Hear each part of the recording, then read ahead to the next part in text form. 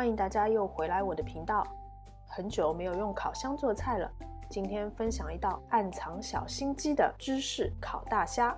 不仅仅是芝士和虾，还有奶香味十足的土豆泥。没错，就是芝士土豆泥焗大虾。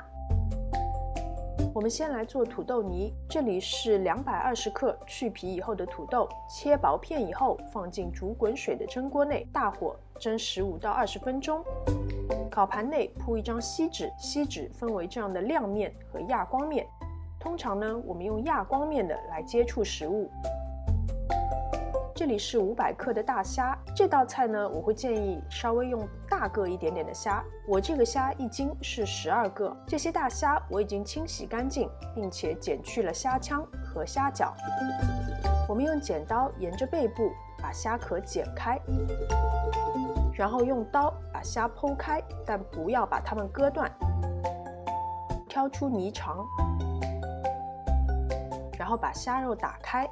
如果觉得刚刚割得不够深的话，可以用剪刀再辅助一下。这个虾呢，正常情况下它预热以后会卷曲起来，这样烤出来就不好看。所以我们用剪刀逆着它的纹路割上几刀，就可以防止这种情况发生。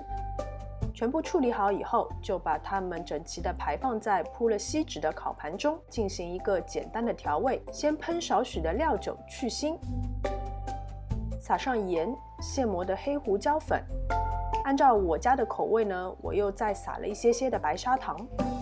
土豆应该已经蒸好了，先把盆里的水倒掉，然后加大概2克的盐、2克的糖、一些的现磨黑胡椒粉和1大勺的牛奶，然后用叉子一边把土豆碾碎，一边把所有食材混合拌匀。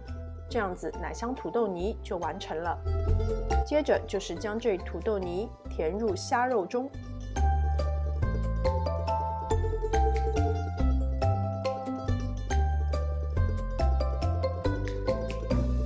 再在上面铺满马苏里拉芝士，就可以送进预热好的烤箱中，200度先烤10分钟。如果芝士上色不够理想的话呢，可以把它们移至烤箱的上层，转至烤箱的最高温，再烤1到2分钟，直到芝士表面有一点点焦黄色，就可以取出。为了让色面更好看，我还分别在每一只虾的表面撒了一些干香菜末。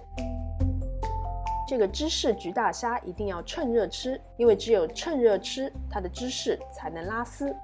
这道菜在任何场合都不会出错。上层是香浓的芝士，中间夹着奶香味十足、绵软的土豆泥，然后下面是 Q 弹鲜甜的大虾。这么好吃，一只是绝对不过瘾的，而且一定是大人小孩都抢着吃。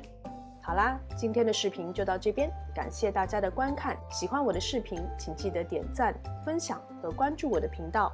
我们下次再见。